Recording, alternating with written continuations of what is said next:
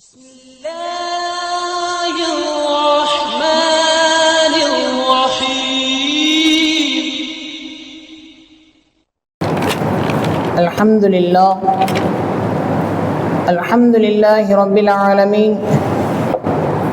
الصلاة والسلام على سيد المرسلين خاتم النبيين شفيع المذنبين أنيس الغريبين رحمة للعالمين محمد مصطفى صلى الله عليه وسلم وآله الطاهرين الطيبين وصحابه نجوم طريق الأمم. أما بعد، فأعوذ بالله من الشيطان الرجيم بفضل بسم الله الرحمن الرحيم. ولقد يسرنا القرآن للذكر فهل من مدكر. صدق الله العلي العظيم. அளவற்ற அருளாளனும் நிகரற்ற அன்புடையோனுமாகிய ஏக அல்லாஹ்வின் திருநாமத்தை கொண்டு ஆரம்பம் செய்கின்றேன். சாந்தியும் சமாதானமும் சர்தார் நபி முஹம்மது முஸ்தபா ஸல்லல்லாஹு அலைஹி வஸல்லம் அன்னார்கள் மீதும், அன்னார்களின் அடிச்சுவடுகளை அயவாமல் பின்பற்றிய உத்தம சத்திய சஹாபாக்கள், தாபிஈன்கள், தபா தாபின்கள், ஷுஹதாக்கள், சாலிஹீன்கள், நாதாக்கள், நல்லடியார்கள், குறிப்பாக அல்லாஹ்வுடைய பள்ளியில் அமர்ந்திருக்கும் நம் அனைவர்கள் மீதும் அல்லாஹ்வுடைய வற்றாத கருணையும் சாந்தியும் சமாதானமும் என்றென்றும் நின்றும் நிலவட்டுமாக. ஆமீன். பரக்கத் பொருந்திய ஜும்ஆவுடைய பேரருளால் நம்முடைய ஹலாலான ஹாஜத்துகளை இறைவன் நிறைவேற்றி வைத்திடுவானாக. பலா முசீபத்துக்கள், ஆபத்துக்கள், திடீரென்ற மரணங்கள், தீராத நோய்கள், மருந்து மாத்திரைகள், மருத்துவமனைகள் செலவுகளில் இருந்து இறைவன் நம் அனைவர்களையும் காத்தருள்வானாக என்று துஆவோடு ஒரு சில வார்த்தைகளை இங்கே நினைவூட்ட ஆசைப்படுகிறோம். அல்ஹம்துலில்லாஹ். கண்ணியத்திற்குரிய அன்பான இஸ்லாமிய சொந்தங்களே, பெரியோர்களே, அல்லாஹ்வுடைய பேரருளால் புனிதமிகு ரமலானுடைய மாதத்தை கடந்து அடுத்து ஷவ்வாலுடைய பிறை ஆரம்பத்தில் முதல் ஜும்ஆவில் நாம் அமர்ந்திருக்கிறோம். எல்லாம் வல்ல அல்லாஹ் இந்த மாதத்திலேயும் சிறப்பான நல்ல அமல்களை செய்வதற்கு உடல் ஆரோக்கியத்தையும் நீண்ட ஹயாத்தையும் நிறைந்த அமலோடு இறைவன் நம் அனைவர்களையும் வாழச் செய்திடுவானாக. கண்ணியத்திற்குரிய அன்பான பெரியோர்களே, இந்த ஷவ்வாலுடைய மாதத்தினுடைய தொடக்கத்தில் ஆங்காங்கே பல கல்வி மதரசா கூடங்கள் ரமலானுடைய விடுமுறைக்கு பிறகு ஓபன் செய்யக்கூடிய, திறக்கக்கூடிய பல மதரசாக்கள் உண்டு. கல்வியை பொறுத்தவரை நம்முடைய உயிர் தலம் என்றால் அது நமக்கு கொடுக்கப்பட்ட கல்விதான் என்று நாம் சொல்ல முடியும். மனித சமூகத்தை மேம்படுத்துவதற்கு இறைவனால் வழங்கப்பட்ட பேர் அற்புதம்தான் இந்த கல்வி செல்வம் என்பது. கல்வியை பொறுத்தவரைக்குதான் மனித சமூகம் மேன்மை அடைகிறது, கண்ணியம் காக்கப்படுகிறது, எல்லா விதத்திலேயும் உயர்ந்த நிலையை அடைகிறது. உலகத்து ரீதியாக பார்ப்போமேயானால் சாதாரணமாக ஒரு மனிதன் இருக்கிறார் என்றால் அவர்களுக்கு மத்தியிலே படித்த ஒரு வக்கீலாக இருந்தால் அல்லது டாக்டராக இருந்தால், இன்ஜினியராக இருந்தால், ஏதோ ஒரு துறையில் அவர்கள் படித்த மேதையாக இருந்தால் மற்ற மனிதர்களை கவனித்து பார்க்கிற பொழுது நாம் நடைமுறையில் அவர் சார் என்று நாம் வணக்கம் வைக்கிறோம். அவர்களை மற்றவர்களுக்கு மத்தியிலே ஒரு மரியாதையின் நிமித்தமாக நாம் நடந்து கொள்கிறோம் என்றால் அந்த மரியாதையும் அந்த மகத்துவமும் அந்த மனிதருக்கல்ல, அவரிடத்துல இருக்கிற கல்விக்கு தான் நாம் கொடுக்கிறோம். அதுதான் உலகத்தினுடைய நடைமுறை. அப்படி இருக்கிற பொழுது குர்ஆனுடைய கல்வி என்பது இம்மையில் மாத்திரமல்ல, மறுமையிலையும் உயர்ந்த நிலையை ஒரு மனிதனுக்கு அடையக்கூடும். குர்ஆன்ல அல்லாஹ் சொல்லி காட்டுகிறான், வலகத் யஸ்ஸர்னல் குர்ஆன லிஸ்ஸிக்ரி ஃபஹல் மின் முத்தகிர். குர்ஆன் தான் உலகத்திலே உயர்ந்த ஒரு கல்வி, அது லேசான கல்வி. குர்ஆனை நமக்காக வேண்டி அல்லாஹ் லேசுபடுத்தியிருக்கிறான், இலகுபடுத்தியிருக்கிறான் என்று இறைவன் சொல்லி காட்டுகிறான். உண்மையிலேயே குர்ஆனுடைய வசனங்களை சின்ன சின்ன பிள்ளைகள் படிக்கிற பொழுது ஓத தெரியாதவர்கள், படிக்க தெரியாதவர்கள் மிக ஆச்சரியத்தோடு பார்க்கிறார்கள். இந்த குர்ஆனை எவ்வளவு மனப்பாடம் செய்திருக்கிறார்கள். பல இடங்கள்ல ஹாஃபிதுகளை கண்டு பெரியவர்கள் ஆச்சரியத்தோடு பார்க்கிறான். ஒரு சில பேர்லாம் இப்படியெல்லாம் நமக்கு மத்தியில கேட்கிறான், எப்படி இவ்வளவு ஒரு மனப்பாடமாக நீங்கள் வைத்திருக்கிறீர்கள்? முதல் ரக்காயத்தில் நிறைய ஜுஸுக்களை ஓதி இருக்கிறீர்கள், எழுந்த உடனேயே மீண்டும் அல்ஹம்துலில்லாஹ் ஓதி முதல் ரக்காயத்தில் விடுபட்ட அந்த அடுத்த ஆயத்தை உடனே மறக்காமல் அப்படியே தொடர்ந்து ஓதுகிறீர்கள், ஆச்சரியமாக இருக்கிறது என்றெல்லாம் அவர்கள் வியந்து பார்க்கக்கூடிய ஒரு நிலை இருக்கிறது. குர்ஆன் அல்லாஹ் சொல்கிறான், வலகத் யஸ்ஸர்னல் குர்ஆன், குர்ஆனை நாம் லேசுபடுத்தி இருக்கிறோம். இதில் ஆச்சரியப்படுறதுக்கு ஒன்றும் இல்லை. இது அல்லாஹ்வுடைய பொறுப்பு, அல்லாஹ்வுடைய கையில் இருக்கிறது. யாருடைய உள்ளத்தில் என்ன வசனங்களையே நிலைத்திருக்க வேண்டும் என்பது இறைவனால் தேர்வு செய்யப்பட்டதுதான் மிகப்பெரிய ஒரு கல்வியாக இங்கே நாம் பார்க்க முடிகிறது. குர்ஆனுக்கு நிறைய சிறப்புகள் உண்டு. குர்ஆன் வர்றதுக்கு முன்னாடி மனிதன் எப்படி இருந்தான்? மனிதனுடைய தன்மையில இல்லை, மனிதனுடைய உருவத்தில மிருக குணங்களாக இருந்தான். கதை ஒன்று சொல்லுவார்கள். ஒரு மனிதன் இறைவனிடத்திலே வரம் கேட்டானாம். எப்படி கேட்கிறான்? இறைவா, எனக்கு நிறைய செல்வத்தை கொடு என்று கேட்கிறான். இறைவன் நிறைய தருகிறான். 10வது மீண்டும் நிறைய கொடு என்று கேட்கிறான். இறைவன் நிறைய கொடுக்கிறான். என்ன, இவன் கேட்டுக்கொண்டே இருக்கிறான், இறைவனும் கொடுத்து கொண்டே இருக்கிறான். ஒரு கட்டத்திலே இறைவன் கேட்டானா, இவ்வளவு செல்வத்தை கொடுத்திருக்கிறேனே, உனக்கு ஏன் போதும் என்ற மனம் வரல அப்படின்னு கேட்கும்போது அவன் சொல்றான், இல்ல, என் பக்கத்து கடைக்கார ஒருத்தர் இருக்கிறான், அவன் என்னை விட நிறைய சம்பாதிக்கிறான், எனவே அவனை நான் மிஞ்ச வேண்டும், அதுக்காக நான் கேட்டுக்கொண்டே இருக்கிறேன், நீயும் கொடுத்து கொண்டே இருக்கிற, ஆனா அதை விட அதிகமாக அவனிடத்துல இருக்கிறது, அவனை மிஞ்ச வேண்டும் அப்படின்னு அவன் சொன்னானா. கடைசியாக இறைவன் சொல்லுகிறான், சரி உனக்கு என்னதான் வேணும் அப்படின்னு, இன்னும் நிறைய வேணும், அவனை விட அதிகமா வேணும் அப்படின்னு சொல்றான். அவனை விட அதிகமா வேண்டுமா அப்படின்னு சொல்லிட்டு இறைவன் சொன்னானா, சரி உனக்கு என்ன கேட்கறியோ அது எல்லாத்தையும் நான் கொடுத்துட்றேன், என்ன கேட்கறியோ எல்லாத்தையும் நான் தந்துடுறேன், ஆனா ஒரு கண்டிஷன், உனக்கு என்ன கொடுக்கறனோ அதை விட 2 மடங்கு பக்கத்து உள்ளவன்ட்ட கொடுப்பேன், நீ யார் அவன் கண்டு பொறாமை கொடுக்குறாயோ அவன்கிட்ட நான் 2 மடங்கு கொடுப்பேன் அப்படின்னு சொன்ன உடனே டக்குன்னு அந்த மனுஷன் யோசிக்காம சொன்னானா, அப்படியா இறைவா, என்னுடைய ஒரு கண்ணை போக்கிடு அப்படின்ட்டானா. ஒரு கண்ணை போக்கிடு. அப்ப இவனுடைய ஒரு கண்ணை போக்கினா பக்கத்து கடைக்காரனுக்கு 2 கண்ணு போகணும் இல்லையா அப்படின்னு, தன் இடத்துல ஒரு கண்ணு போனாலும் பரவாயில்லை, பக்கத்தில் உள்ளவனுக்கு 2 கண்ணும் தெரியக்கூடாது அப்படிங்கிற ஒரு தீய எண்ணங்களும் குணங்களும் கொண்டவன் தான் மனிதனாக ஆரம்பத்தில் இருந்தான். இந்த குர்ஆன் வருவதற்கு முன்னதாக. ஆனால் குர்ஆன் வந்ததற்கு பிறகு சஹாபாக்கள் எவ்வளவு பெரிய புனித மேதையாக மாறி போனார்கள் வரலாற்றிலே பதிவு செய்யப்படுகிறது. ஒவ்வொரு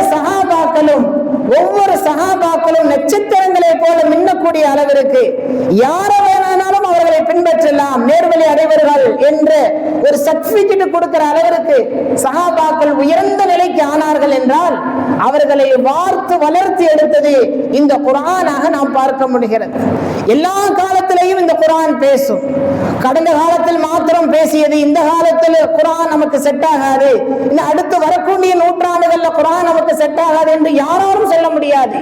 படித்தவர்கள், படிக்காதவர்கள், பாமர மக்கள், விஞ்ஞானிகள், அறிவியல் சார்ந்தவர்கள், மருத்துவர் சார்ந்தவர்கள், யார் எங்கிலும் எப்படியும் ஆய்வு செய்தாலும் அந்த இடத்தில் அவர்களுடைய அறிவை மிஞ்சக்கூடிய அளவிற்கு தான் குர்ஆன் ஒரு இடத்தில் மேம்படுத்தி அல்லாஹ் வைத்திருக்கிறான். அப்படிப்பட்ட குர்ஆன் நமக்கு ஒரு பொக்கிஷமாக இருக்கிறது. இந்த குர்ஆன் இறங்கிய முதல் வசனமே நாம் அடிக்கடி கேள்விப்படுவதுண்டு. இக்ரா பிஸ்மி ரப்பிக்கல்லதீ ஹலக் என்று அல்லாஹ் சொல்லியிருக்கிறான், படி ஓதுங்கள் என்று. உண்மையிலேயே அரபு நாட்டில் நிறைய அட்டூழியங்களும் அராஜகங்களும் இருண்ட காலங்கள் அது நிறைய இருந்தது. எந்த அளவிற்கு என்றால் தன்னுடைய மனைவியை கூட அடுத்தவர்களிடத்திலே அவர்கள் உடலுறவு வைத்துக் கொண்டு அதன் மூலமாக பிறக்கிற பிள்ளையை, குழந்தையை அதை தனக்குள்ள பிள்ளை என்று பெருமை பீத்தக்கூடிய அளவிற்கு ஒரு மோசமான சூழ்நிலை. விபச்சாரத்தினுடைய என்னென்ன கோணங்கள் எல்லாம் இருக்கிறதோ அத்தனை கோணங்களும் இருந்த காலம்தான் ஐயாமுல் ஜாஹிலியாவுடைய காலம். அந்த காலத்தில் முதல் வசனமாக இறங்குற பொழுது அல்லாஹ் நிறைய சொல்லி இருக்கலாம். விபச்சாரம் செய்ய வேண்டாம், மது குடிக்க வேண்டாம், கொள்ளையடிக்க வேண்டாம், கொலை செய்ய வேண்டாம் என்றெல்லாம் இறைவன் நிறைய மனிதனுடைய குணங்களை சீர்படுத்துவதற்கு சரிபடுத்துவதற்கு நிறைய சொல்லி இருக்கலாம். ஆனால் அல்லாஹ் எதையும் சொல்லல. முதல் வார்த்தையை படி படி, நீ படித்தாலே உன்னுடைய குணங்கள் சரிவர சீராகி போகிவிடும் அப்படிங்கிற அர்த்தத்தில் அல்லாஹ் முதன்மையான வசனமாகவே முதல் இறக்கவே நீ படி என்று அல்லாஹ் தஆலா வசனத்தை இறக்கி வைத்தான் என்று வரலாற்றிலே பார்க்கிறோம். இந்த கல்வி ஞானத்தை பொறுத்து பெருமானார் ஸல்லல்லாஹு அலைஹி வஸல்லம் அன்னார்கள் ஒரு ஹதீஸ் சொல்லி காண்பிப்பார்கள். இந்த கல்வி என்பது வானத்திலிருந்து பெய்யக்கூடிய மழை, அது விழக்கூடிய நிலங்கள் 3 வகையாக இருக்கிறது. ஒரு நிலம் விவசாய நிலம், வருகின்ற மழையை தன்னுள் இழுத்துக்கொண்டு பூமி உறிஞ்சிக்கொண்டு அதன் மூலமாக பச்சை பசுமைகளை, தாவரங்களை, நம் மனிதனுக்கு தேவையான தானியங்களை அது தன்னிலிருந்து முளைக்க செய்கிறது. இது ஒரு நிலம், விவசாய நிலம். இரண்டாவது ஒரு நிலம் இருக்கிறது. என்னது? பூமி உறிஞ்சிக் கொள்ளாது, ஆனால் தன்னில் வரக்கூடிய மழையை அதை சேகரித்துக் கொண்டு அது தேக்கி வைக்கும். பல இடங்கள்ல மலைகளை ஒட்டி இருக்கக்கூடிய பூமிகள் மாதிரி, இந்த டேம் அணையெல்லாம் கட்டுறாங்க இல்லையா, அந்த நிலம் மாதிரி அது பூமி உறிஞ்சாது, ஆனால் அந்த மலையை வைத்துக் கொண்டு தன்னுள் சேகரித்துக் கொண்டு என்றாவது ஒரு காலத்தில் மக்களுக்கு பயன் தரக்கூடிய அளவிற்கு தண்ணீராகவே தரும். இது இரண்டாவது நிலம். மூன்றாவது ஒரு நிலத்தை பெருமானார் ஸல்லல்லாஹு அலைஹி வஸல்லம் சொல்லி காட்டுகிறார்கள். பெய்கின்ற மழை தண்ணீரை தன்னுளும் ஈர்த்து கொள்ளாது, அதே போல தேக்கி வைக்காது, அப்படியே விட்டுவிடும். இது பொட்டல் பூமி மாதிரி அப்படின்னு சொல்லி பெய்கின்ற மழையை பொறுத்து நிலங்கள் என்பது 3 வகை என்று பெருமானார் ஸல்லல்லாஹு அலைஹி வஸல்லம் கல்விக்கு ஒத்து போய் சொன்னார்கள். அப்படி என்றால் கொஞ்சம் யோசித்து பார்க்க வேண்டும். நாம் கல்வி என்பது நமக்குள் கற்று நாமும் பயன்பெற்று பிற மக்களுக்கும் பயன் தரக்கூடிய விவசாய பூமியை போல மனிதன் இருக்கிறானா? இது முதல் நிலை. அப்படி என்றால் இல்லை, பல நபர்கள் அப்படி இல்லை.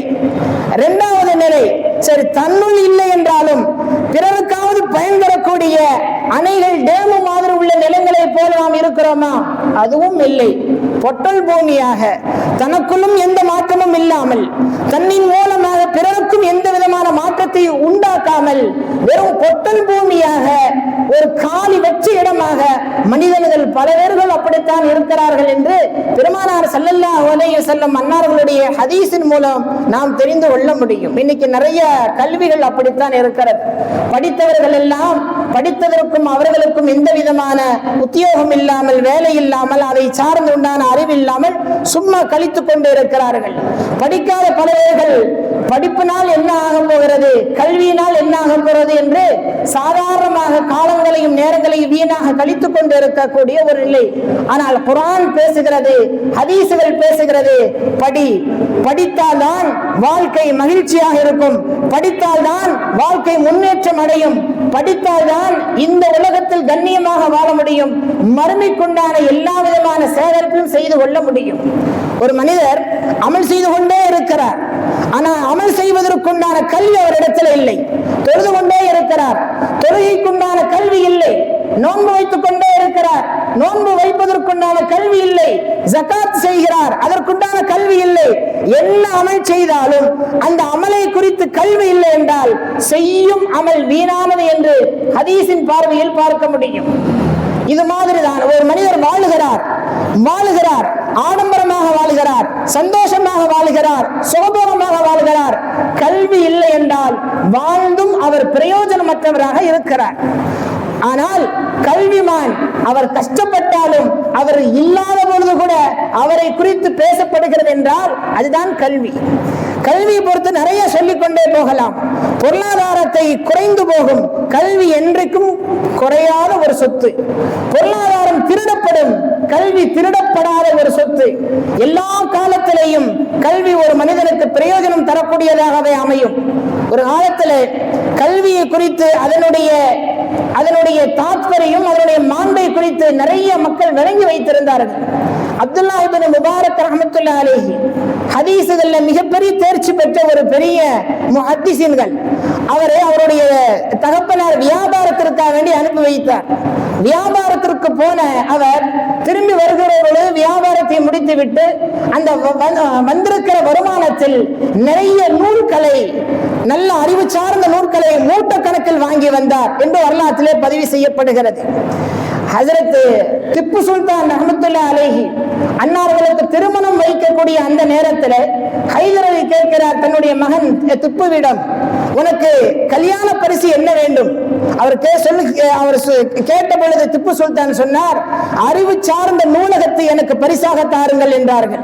இது மாதிரி நிறைய உண்டு. நம்முடைய அறிஞர்கள் பெருமக்கள் எல்லாம் கல்வி கற்கக்கூடிய காலத்திலே போதுமான வசதிகள் கிடையாது. நம்மளையே பல பேர்கள் இருக்கலாம், பென்சில் வாங்குவதற்கு பைசா இருக்காது.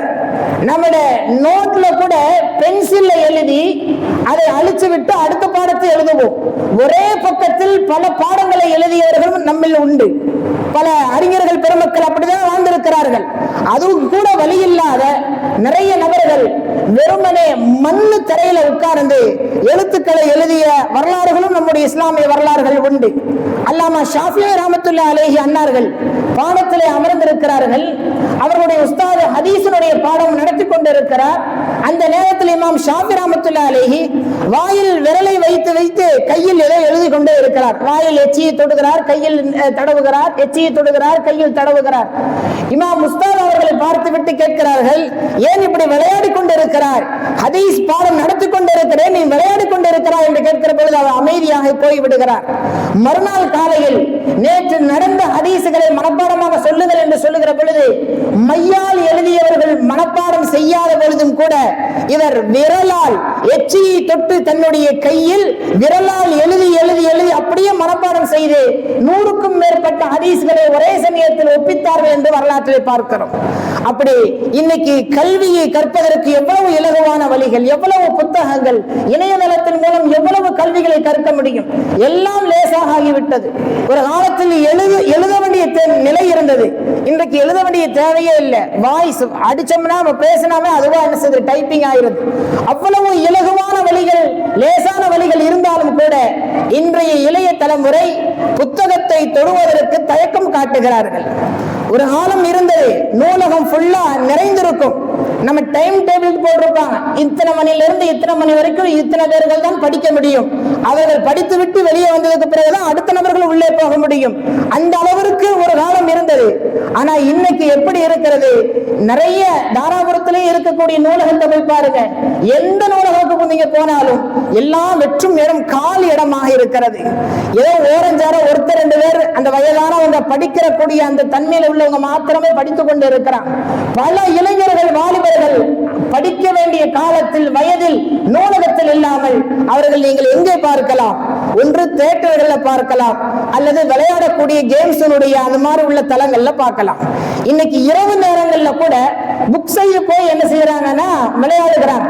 நைட்டு 10 மணி 11 மணி, இன்னைக்கு 2 மணி 1 மணிக்கு போனாலுமே விளையாடக்கூடிய அந்த இடங்கள் இருக்கிறது கிரவுண்டு.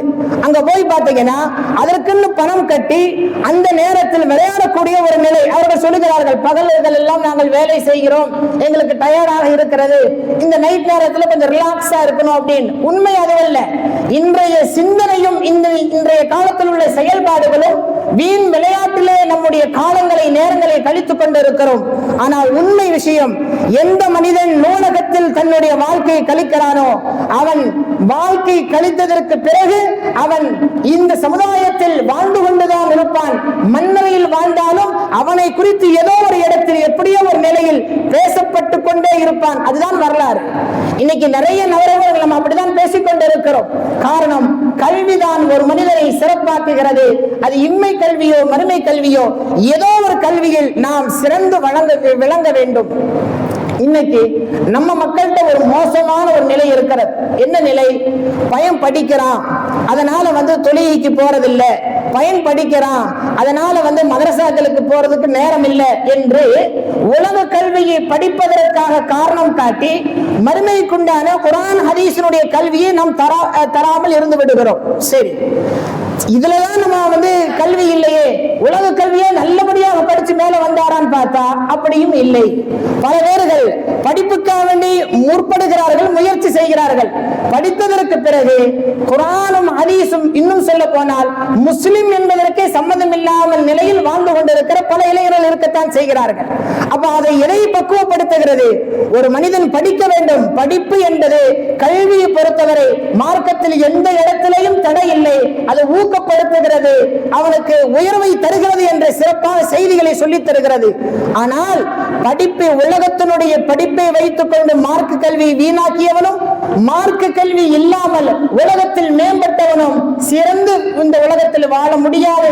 அப்படியே வாழ்ந்தினாலும் மறுமையினுடைய வாழ்க்கை வீணாக போய்விடும் என்பதை நாம் புரிந்து கொள்ள வேண்டும். எனவே நாம் கவனமாக இருக்கக்கூடியது, நாம் படிக்க வேண்டும். படிப்பு என்பதற்கு வயது என்பது இல்லை. கல்வி கற்பது என்பது நாம் குழந்தையில் படுத்திருக்கிற தொட்டிலிருந்து சுடுகாடு வரை அப்படின்னு சொல்லுவாங்க. அப்படி என்றால் நாம் காரணம் காட்டுகிறோமே, வியாபாரம் இருக்கிறது, எனக்கு நேரம் கிடைக்கல, குடும்பத்தை பார்க்கணும், அப்படி என்றால் எதுவுமே கிடையாது. நம்மால் முடிந்த அளவு ஒரு நாளைக்கு ஒரு அரை மணி நேரம் அல்லது ஒரு மணி நேரம் குர்ஆன் படிப்பதற்கோ, அதாவது அதை சார்ந்து உண்டான ஹதீஸ் புத்தகங்களை படிப்பதற்கோ, அல்லது இஸ்லாமினுடைய வரலாறுகளை தெரிந்து கொள்வதற்கோ, அல்லது குறைந்தபட்சம் நம்முடைய நாட்டினுடைய நடப்பாக நாம் தெரிந்து கொள்வதற்கு அன்றாடம் நேரங்களை ஒதுக்கி கொண்டால் மாத்திரமே நாமும் கல்வியாளர்களாக ஆக முடியும், இந்த உலகத்தில் அறிவோடு வாழ முடியும். கல்வி இல்லாதவர்களுக்கு குர்ஆன் சொல்லக்கூடிய வார்த்தை அல்அம், கால்நடைகள், விலங்குகள் என்றெல்லாம் குர்ஆன் பேசுகிறது. எனவே நாம் மனிதர்கள், விலங்குகள் அல்ல. எனவே நாம் நம்ம இடத்திலே கல்வி இருந்தால் மனிதர்களாக வாழ முடியும். கல்வி இல்லை என்றால் மிருகம் அல்ல, மிருகத்தை விட மோசமான நிலைக்கு மனிதன் உள்ளாகி போய் விடுவான். அப்படிதான் குர்ஆனும் பேசுகிறது. எனவே கல்வியை கற்பதற்கு முயற்சியுங்கள். இருக்கின்ற நேரங்களில் நாமும் கல்வியை கற்று நம்முடைய பிள்ளைகளுக்கு கல்வியை சார்ந்து உண்டான, அறிவு சார்ந்து உண்டான விஷயங்களை புகுத்துங்கள். எல்லாம் வல்ல அல்லாஹ் நம்மளை கல்வி மகான்களாக ஆக்கி இந்த உலகத்திலேயும் மறுமையிலேயும் வெற்றியாளர்களாக அல்லாஹ் நம் அனைவர்களையும் திகழச் செய்வானாக. வாஹிரு தஅவானா அல்ஹம்துலில்லாஹி ரப்பில் ஆலமீன். அஸ்ஸலாமு அலைக்கும் வரஹ்மத்துல்லாஹி வபரகாத்துஹு.